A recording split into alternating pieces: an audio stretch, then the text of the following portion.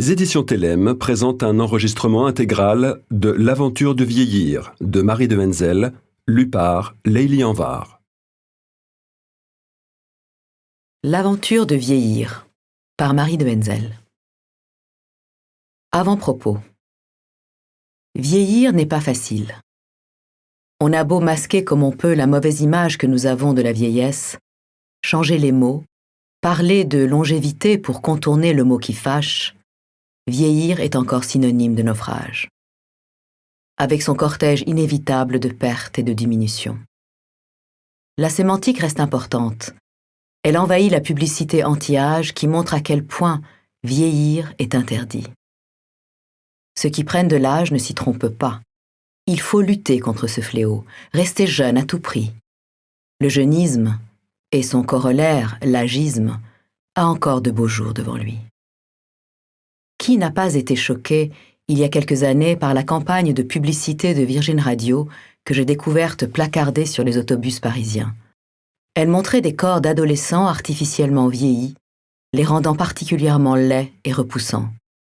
Et son slogan sous forme d'injonction « Ne vieillissez pas trop vite ». Les réactions à cette manifestation agiste n'ont pas tardé et les affiches ont été rapidement enlevées. Mais le mal était fait. La vieillesse était cruellement désignée comme une réalité à éviter, du moins à retarder autant que possible. Pourtant, nombre de témoignages de personnes vieillissantes montrent que vieillir peut être une expérience intéressante, que l'on peut arriver à un âge avancé en ayant encore le goût de vivre et d'apprendre. Il est possible de vieillir heureux. Dire que vieillir est une chance, à condition de rester autonome, en bonne santé et d'avoir des moyens financiers importants, est certes vrai. Mais ce n'est pas tout à fait exact. Car vieillir heureux dépend d'autre chose que de la richesse et de la santé. Tout est donc une question d'état d'esprit. L'image que nous renvoie la société, celle que nous nous sommes forgés nous-mêmes du vieillir, est si déficitaire, si négative, si moche, que le changement de regard sur l'avancée en âge exige un véritable retournement. Comment en sommes-nous arrivés là, vraiment? Quel manque d'imagination, s'est écrié Ariane Nouchkine devant 200 citoyens de plus de 60 ans rassemblés au Théâtre du Soleil pour le lancement du CNAV en février 2022. C'est à vous, à votre génération, a ajouté la femme de théâtre de 83 ans, de nourrir l'imagination de vos enfants et petits-enfants et de montrer que le mot « vieux » n'est pas synonyme de rebut, que vieillir, c'est autre chose. Vivre son avancée en âge comme une aventure et non comme un désastre est un enjeu sociétal majeur. Il s'agit bien d'un enjeu, celui de la cohésion sociale de notre société vieillissante. Imaginons une seconde que la génération des boomers reste dans l'angoisse et le déni du vieillir, entretienne ses illusions jeunistes, puis, quand elle aura compris qu'il est vain de vouloir rester jeune à tout prix, sombre brutalement ou progressivement dans le désespoir. Nous aurions dans 10, 15 ans toute une population dépressive qui pèserait lourd sur les générations plus jeunes. Le poids du vieillissement de la société n'est pas seulement financier et économique, puisque l'allongement de la vie devrait permettre de générer des emplois et une silver économie. Nous pouvons en revanche redouter un poids psychologique. Que feraient nos enfants si tout un pan de la population perdait un jour le goût de vivre? Comment réagiraient-ils si leurs parents âgés ne trouvaient plus aucun sens à leur existence et vieillissaient dans le tourment? Ne risquons-nous pas, alors, de voir émerger une épidémie de suicides assistés, surtout si, d'ici là, notre loi l'autorise? Dans un superbe article intitulé « Je suis vieille et je vous emmerde », Laure Adler s'exprime sur son expérience de l'âge. Refusant que la vieillesse soit abordée par le prisme du déclin et de la tristesse, elle clame qu'elle est heureuse de vieillir. Vieillir, c'est accueillir ce qui vous arrive dans l'intensité d'un présent qui, autrefois, vous était dérobé par le vacarme du monde, le tourbillon des projets, le songe des désirs inavoués. Une sorte d'acceptation des choses, de l'inattendu, une disposition à être là, juste là. Depuis presque 15 ans maintenant, je suis témoin en tant que psychologue de ce que vivent les plus de 60 ans, et j'espère dans les pages qui suivent vous convaincre que vieillir peut être vécu autrement que comme une calamité. Je le soutiens, à travers le titre même de cet ouvrage. Vieillir peut devenir une aventure heureuse, féconde, intéressante. Une aventure avec ses risques et ses périls, ses joies et ses surprises.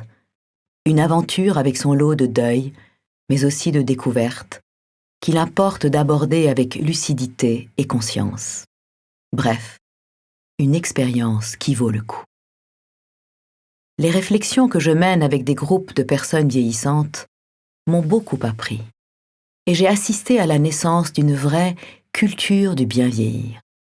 J'entends par là l'art de vivre autrement, en acceptant la dégradation du corps tout en prenant conscience de ce qui continue à croître, de ce qu'il reste à découvrir, dès lors que l'on demeure ouvert de cœur et d'esprit, ouvert au nouveau.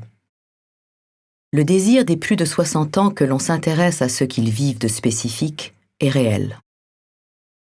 Il y a une soif d'en parler. Les échanges sont d'une qualité rare, car oser aborder sans tabou toutes les questions, parfois intimes, que chacun se pose en avançant en âge, est un exercice enrichissant. On se confie, on apprend des autres, on cherche ensemble comment combattre ses peurs, mieux connaître ses propres ressources internes, comment voir, sentir et aimer autrement. Bref, comment prendre son vieillir à bras-le-corps. Au lieu de devenir des vieillards aigris et repoussants, on peut alors espérer porter autour de soi la joie et la chaleur humaine dont notre monde a tant besoin. Cette aventure, la génération des boomers à laquelle j'appartiens est en train de l'inventer, de l'improviser. Nous sommes en quelque sorte des pionniers. D'ailleurs, j'assume totalement le mot de vieux. Ce n'est pas un vilain mot. Je pense que le jour où notre société l'assumera elle aussi, sans honte ni réticence, elle aura fait un pas de géant. Je suis donc une jeune vieille qui a décidé d'être une décalée féconde, expression que j'emprunte volontiers à Alexandre Jardin. J'en suis fière. Je suis reconnaissante d'être encore en vie à mon âge, d'avoir cette chance d'être en bonne santé, car je sais que d'autres, emportés plus jeunes par la maladie, n'ont pas eu ce privilège. Je compte bien essayer de faire de mon vieillir une expérience heureuse, féconde et intéressante, et accompagner mes contemporains dans cette voie. 1. Et si vieillir était une chance? Rester jeune, ce n'est pas seulement un impératif irréaliste, c'est un impératif imbécile. Pourquoi vouloir rester quelque chose? Devenir est plus intéressant, à condition de faire mentir l'adage qui veut que vieillir soit une défaite de soi pour en faire une construction. Barbara Polla. Ne vous obstinez pas à vouloir faire jeune. Vivez votre vieillesse avec toute la force de ce que vous êtes et de ce que vous avez appris. Francis Carrier, cofondateur du CNAV. Si tu savais comme j'aurais aimé vieillir pour bercer le monde. Christiane Singer. Parmi les boomers devenus septuagénaires ou octogénaires et bénéficiant d'une espérance de vie exceptionnelle, il y a ceux qui refusent la vieillesse et la combattent à grand renfort de soins esthétiques, de compléments alimentaires anti-âge, ceux qui la subissent passivement et se fabriquent un enfer à force de râler, et d'autres qui, militants et pionniers, acceptent d'inaugurer une nouvelle manière d'avancer en âge. Ces derniers ont décidé d'envisager leur vieillissement non pas comme un naufrage, mais comme un privilège.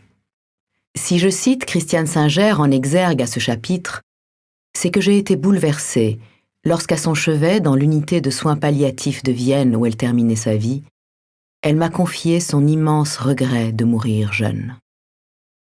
Peu de gens osent, encore aujourd'hui, reconnaître que vieillir est une chance. Seuls les problèmes soulevés par le vieillissement de la population sont évoqués.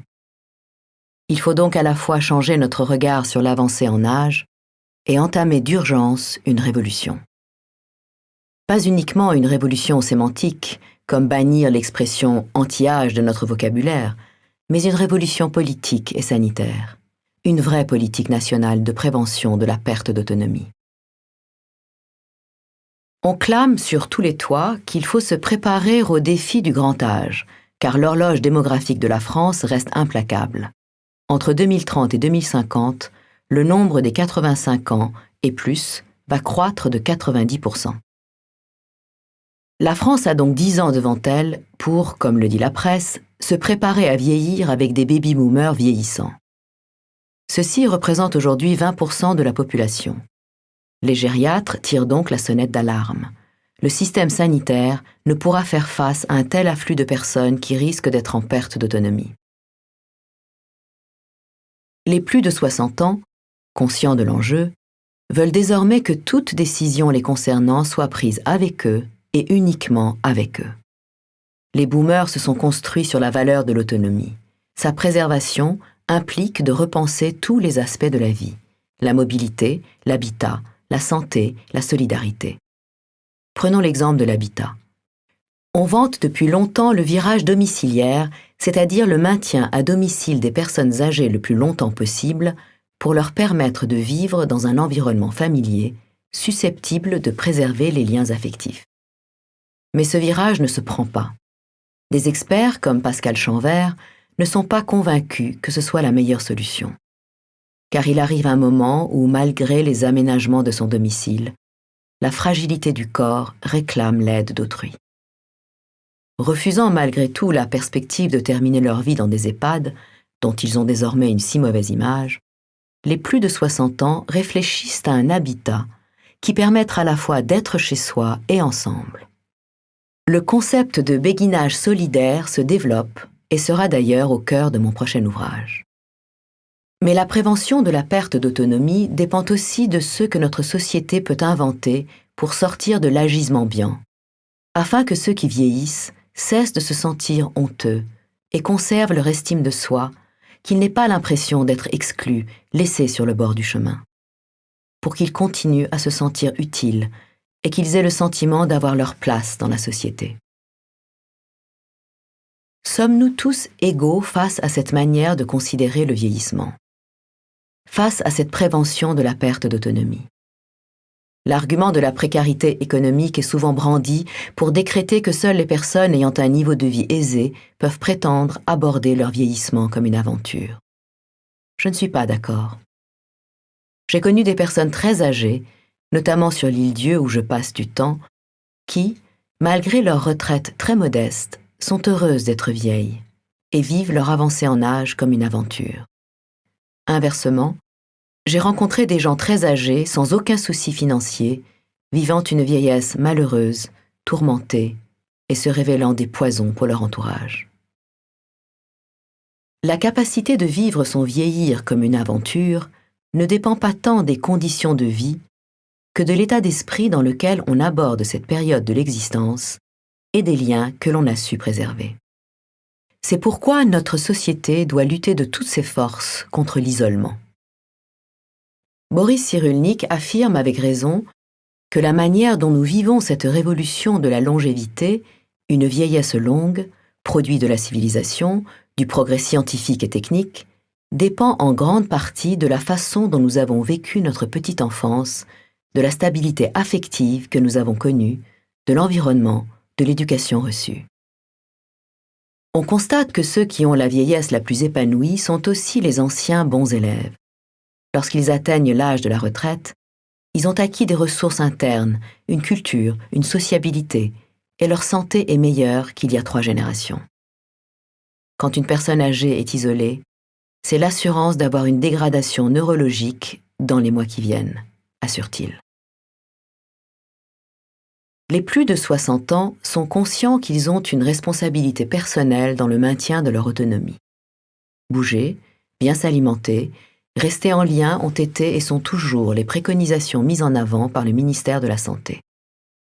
Mais de plus en plus, ils savent qu'il est important de préparer son esprit au changement, voyager vers son intériorité et rester ouvert au nouveau.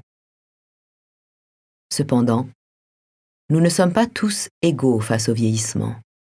Les ennuis de santé, La maladie empêche-t-il de garder un regard positif sur la vie et le vieillir? Quand j'interroge les plus de 60 ans, tous me disent connaître des personnes fragiles ou malades qui restent néanmoins optimistes et font le choix de voir le verre à moitié plein. Cet optimisme est sans doute plus facile à garder lorsque l'on est entouré et aimé. C'est pourquoi ma génération a compris qu'il fallait rester solidaire des plus isolés, des plus fragiles physiquement et des plus déprimés. C'est d'ailleurs en exerçant cette solidarité entre vieux que ceux-ci conservent l'estime d'eux-mêmes et le sentiment d'être utiles.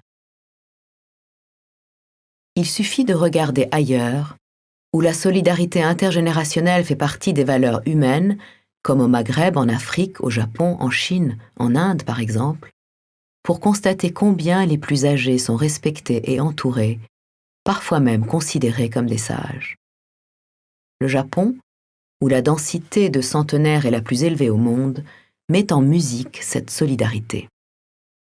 Les moai sont des petites communautés au sein d'un quartier ou d'un immeuble dans lesquelles se réunissent des personnes d'un grand âge qui établissent entre elles un contrat de solidarité humain et financier. Si l'un des membres de la communauté n'a plus les moyens de vivre ou de se soigner, la communauté prend en charge ses besoins. Et cela reste valable même si l'âgé perd tout à fait son autonomie. Penser son avancée en âge comme une aventure demande donc une révolution du regard. Voir la vieillesse comme une chance, une révolution politique, s'intéresser à ce que vivent et pensent les vieux et ne rien décider sans eux. Une révolution sanitaire, penser la prévention en termes de préservation de l'estime de soi. 2. Aimer son âge. Je peux désormais me faner dans ma vérité. J'ai eu mon lot. Maintenant, c'est le meilleur moment de ma vie. J'étais plus fragile avant. Maintenant, je relativise tout. J'existe autant que lorsque j'avais un métier. On se débarrasse de beaucoup de choses inutiles. Les épaules baissent, c'est confortable. J'apprécie ma grande indépendance. Je fais ce que je veux. Je me suis libérée d'une bonne partie des contraintes, des peurs et de l'indécision de mes jeunes années. Audre Lorde. Je pense à tous ceux qui, en moi, a été apaisé, équilibré, apprivoisé. À tous ceux dont je me suis délestée, avec de moins en moins de scrupules et d'hésitations. Heureuse d'avoir enfin les coudées franches, de pouvoir aller à l'essentiel. Mona Chollet. Histoire d'un concept et d'une expérience. Vieillir est un travail qu'il faut mener joyeusement. Dr Olivier de Ladoucette, gériatre. Parler du vieillissement, de l'avancée en âge comme d'une aventure, m'est venu il y a une quinzaine d'années. Alors que j'arrivais moi-même à l'âge de 60 ans, j'ai été invitée à participer à une conférence intitulée « Comment accepter de vieillir ?» Je n'avais jusque-là jamais réfléchi à cette question. En l'explorant, j'ai découvert l'existence des centenaires de l'île d'Okinawa au Japon, des vieillards heureux considérés par leurs descendants comme des trésors et des porte-bonheur. Appartenant à cette fameuse génération de boomers qui accèdent aujourd'hui à la vieillesse en bonne santé, mais qui crèvent de peur de vieillir, tant l'image qu'elle se fait du vieillissement est délétère. Nous espérons que vous avez apprécié cet aperçu. Pour continuer à écouter ce livre audio sur Google Play Livres, utilisez le lien dans la description de la vidéo.